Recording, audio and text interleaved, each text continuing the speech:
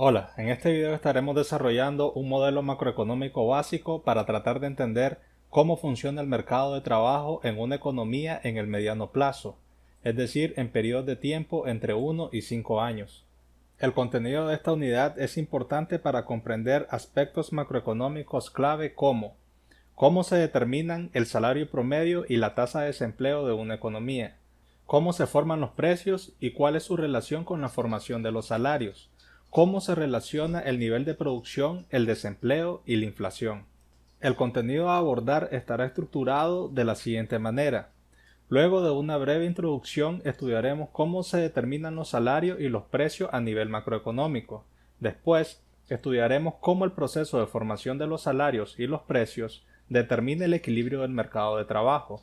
Luego, analizaremos qué factores pueden desequilibrar el mercado de trabajo y sus repercusiones a nivel macroeconómico. Seguidamente, estudiaremos la naturaleza de la relación entre la producción y el desempleo. Finalmente, analizaremos qué ocurre con el mercado de trabajo en el corto plazo y por qué el equilibrio de este solo es posible en el mediano plazo. Dado que el contenido es algo extenso, se recomienda al estudiante ver el video por partes. Les dejo la tabla de contenido en la descripción del video. Así entonces, empecemos.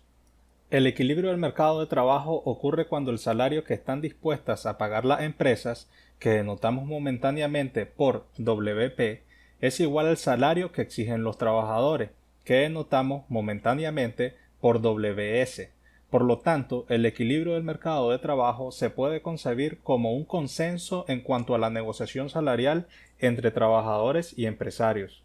Este equilibrio determina tanto la tasa de desempleo como el salario promedio observado a nivel macroeconómico. Ahora bien, antes de analizar cómo se determina el equilibrio del mercado de trabajo, es preciso especificar cuándo una persona forma parte del mismo. En cuanto a su relación con el mercado laboral, la población de un país se puede dividir en dos grandes categorías. Por un lado, la población activa, que son todas aquellas personas que participan activamente en el mercado laboral.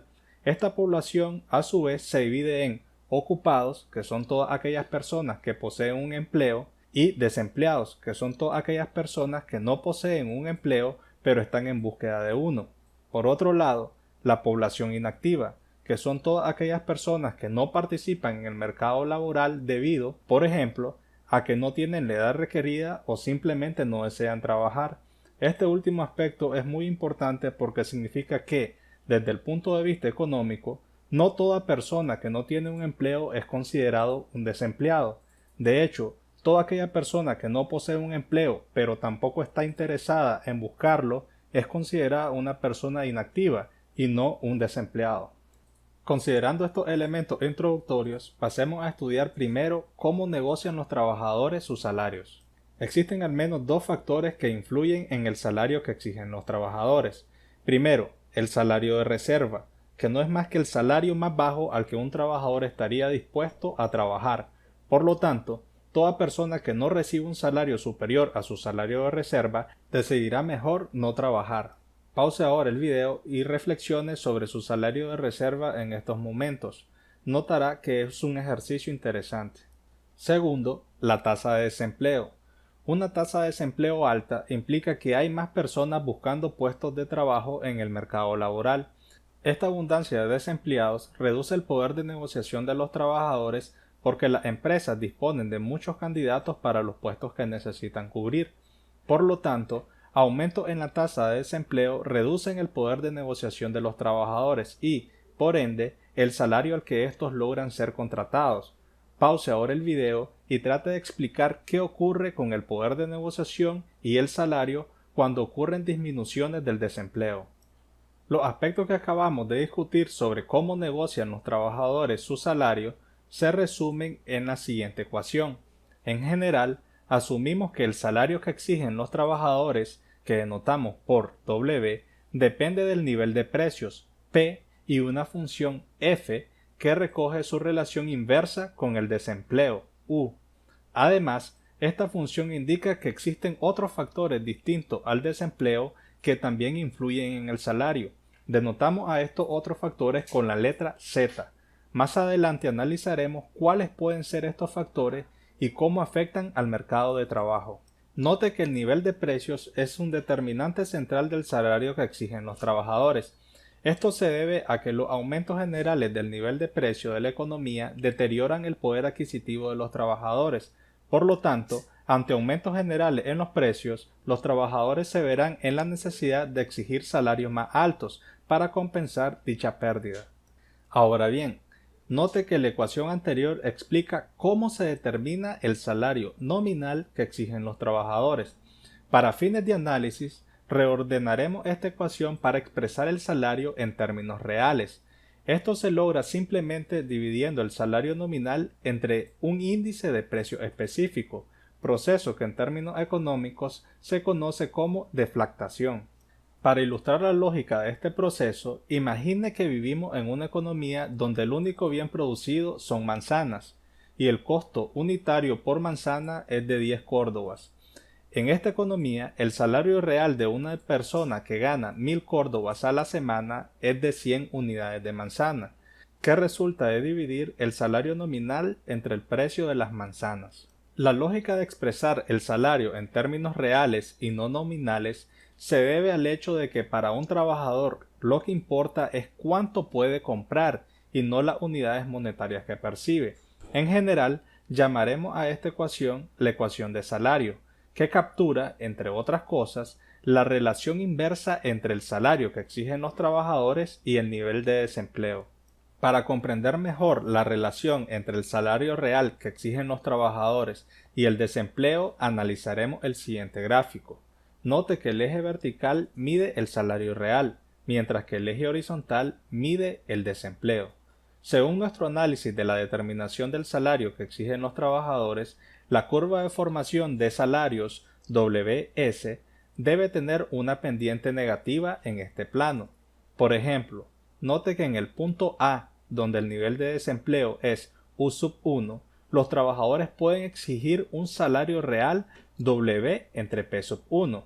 Sin embargo, un aumento del desempleo de U1 a U2 provocaría que el salario real exigido por los trabajadores baje a W entre P2, moviéndonos del punto A al punto B.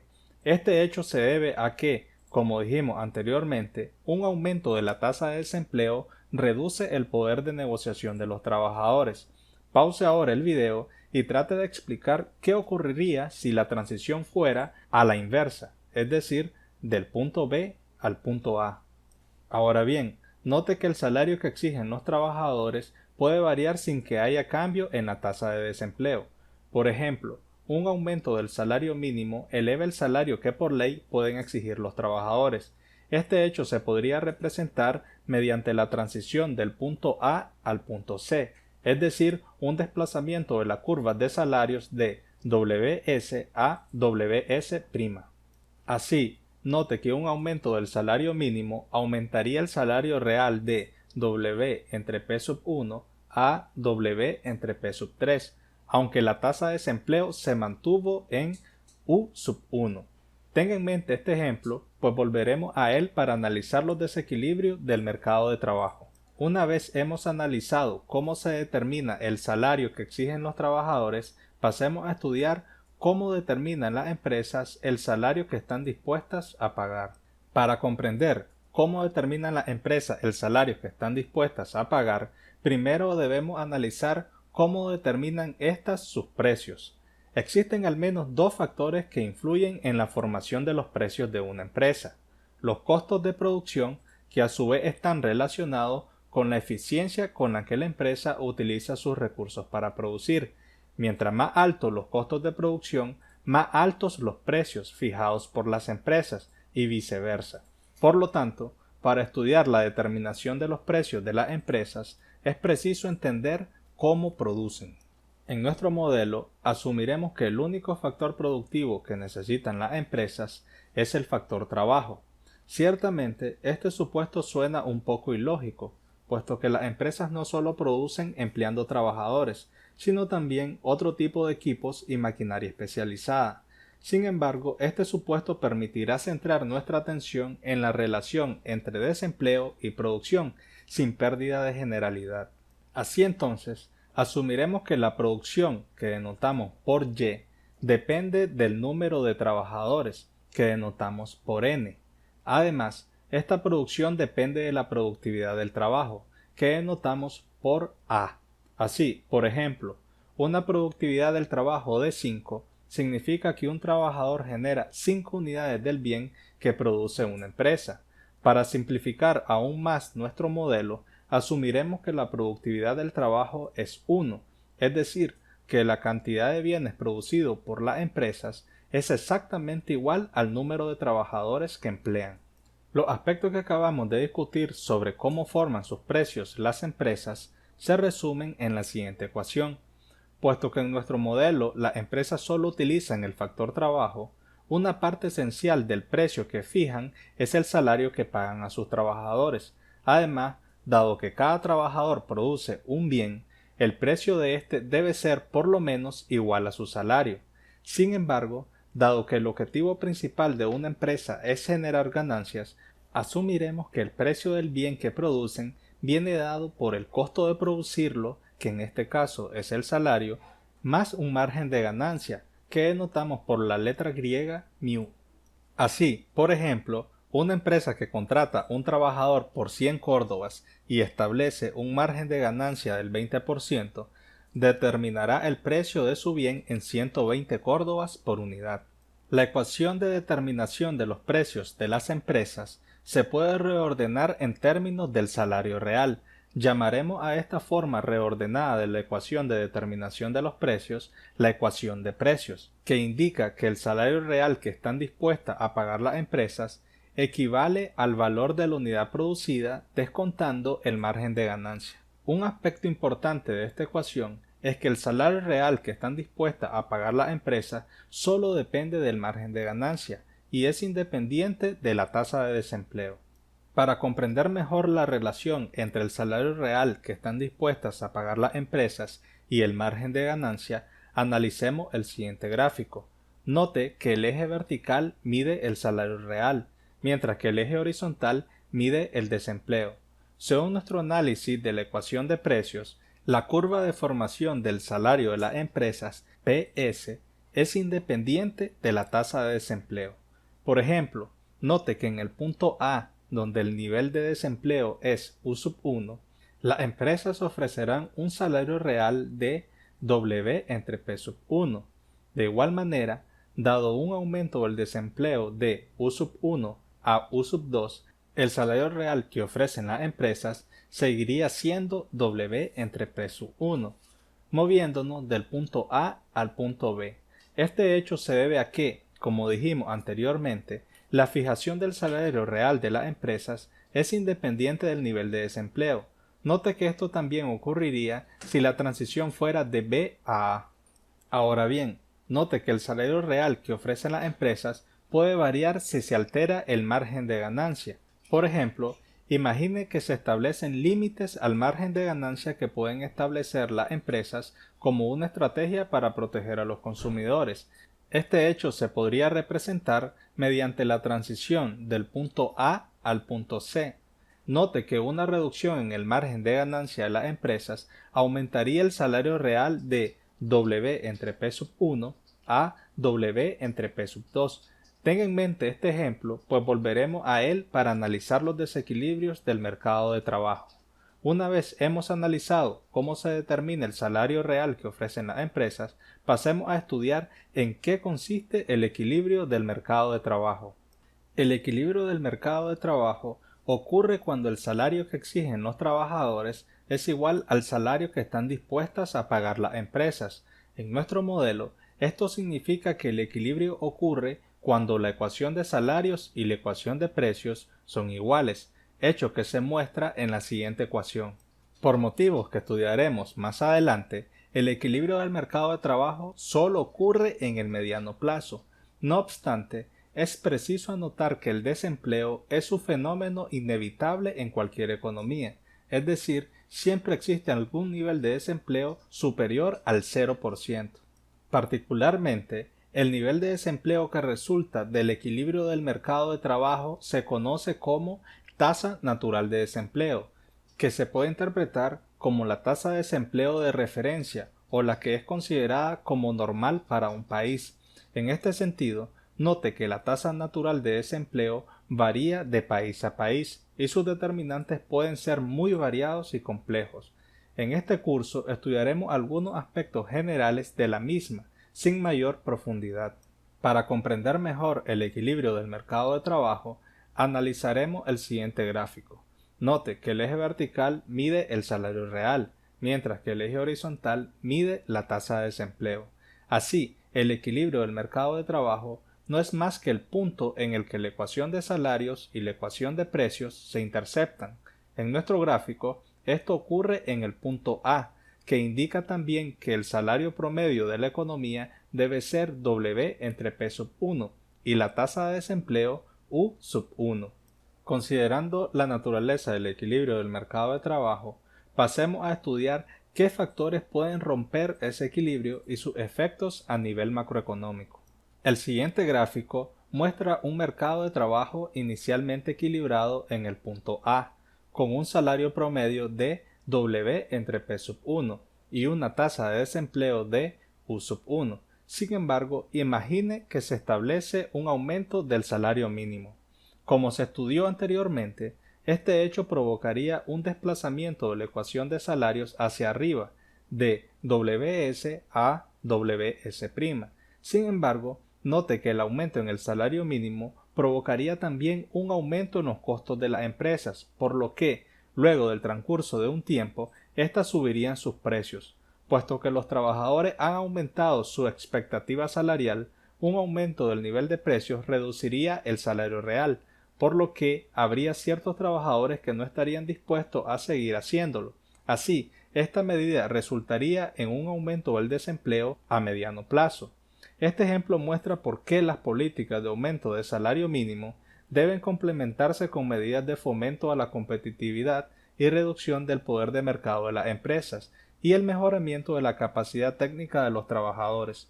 De lo contrario, esto solo resultaría en aumentos generales en el nivel de precios, o, lo que es lo mismo, inflación. Dado el ejemplo anterior, pause momentáneamente el video y trate de explicar por qué un aumento en el margen de ganancia de las empresas también provocaría un aumento del desempleo, como se muestra en el siguiente gráfico. Una vez terminado su análisis, pasemos a estudiar de manera más detallada la relación entre desempleo y producción. Note que la tasa de desempleo no es más que la proporción de la población activa que no tiene empleo, pero que está en búsqueda de uno. Por lo tanto, la tasa de empleo no es más que la proporción de la población activa que sí posee un empleo. Por ejemplo, una tasa de desempleo del 5% indica que 5 de cada 100 personas activas no poseen un trabajo, pero lo están buscando. Consecuentemente, esto implica que existe una tasa de empleo del 95%, es decir, que 95 de cada 100 personas activas poseen un trabajo. Ahora bien, recuerde que en nuestro modelo la producción posee una relación 1 a 1 con el número de trabajadores, es decir, se requiere un trabajador para producir un bien. Por lo tanto, cuando se determina la tasa de desempleo, también se determina la cantidad de trabajadores contratados y, por ende, el nivel de producción. Por ejemplo, en una economía donde la población activa asciende a la asombrosa cantidad de 100 personas y se produce un solo bien, una tasa de desempleo del 5% implica que la producción será de 95 unidades de dicho bien, puesto que solo 95 personas se encuentran empleadas. Este ejemplo sencillo muestra que existe una relación inversa entre desempleo y producción, que se puede extender a realidades más complejas. En general, aumentos en la tasa de desempleo implican reducción en la producción de un país y viceversa. Un resultado directo del análisis que acabamos de realizar es el siguiente. Cuando el mercado de trabajo está equilibrado, es decir, cuando la tasa de desempleo está en su nivel natural, también el nivel de producción está en su nivel natural. Esta producción natural se puede entender como el nivel de producción que generaría un país en condiciones normales, sin afectaciones muy negativas ni positivas. De hecho, Los periodos de auge y recesión económica observados de manera recurrente en los países del mundo se pueden entender como fluctuaciones de su producción con respecto a su producción natural. Dada la relación entre desempleo y producción, el equilibrio del mercado de trabajo también implica que la economía debe estar produciendo en su nivel natural. Pause momentáneamente el video y trate de explicar por qué la tasa de desempleo se encuentra representada de manera implícita en la siguiente ecuación, que no es más que otra forma de representar el equilibrio del mercado de trabajo. Hasta el momento hemos dicho que el equilibrio del mercado de trabajo solo ocurre en el mediano plazo, pero ¿qué ocurre en el corto plazo? Recuerde que el equilibrio del mercado de trabajo requiere que haya consenso entre el salario que exigen los trabajadores y el salario que están dispuestas a pagar las empresas. Sin embargo, este hecho solo puede ocurrir en el mediano plazo, puesto que las negociaciones de los contratos salariales solo ocurren luego de periodos relativamente largos de tiempo y generalmente superiores a un año. Por ejemplo, imagine que usted acaba de obtener un puesto de trabajo en una empresa nicaragüense. ¿Consideraría usted prudente pedir un aumento luego de laborar un mes para esta empresa? Probablemente la respuesta sea no. Esta es la misma lógica bajo la cual asumimos que el mercado de trabajo solo se puede equilibrar en el mediano plazo. Considerando esto, ¿qué ocurre entonces en el corto plazo? En el corto plazo, no hay motivos para asumir que el mercado de trabajo está equilibrado. De hecho, es perfectamente posible que el salario que exijan los trabajadores sea superior al que estén dispuestas a pagar las empresas, y viceversa. Sin embargo, en el mediano plazo es de esperar que se logre establecer un consenso entre trabajadores y empresas. De esta manera concluimos el video sobre el mercado de trabajo. Recuerden que pueden exponer sus dudas e inquietudes en los foros disponibles en el EVA. También los invito a leer el material disponible. Nos vemos. Chao.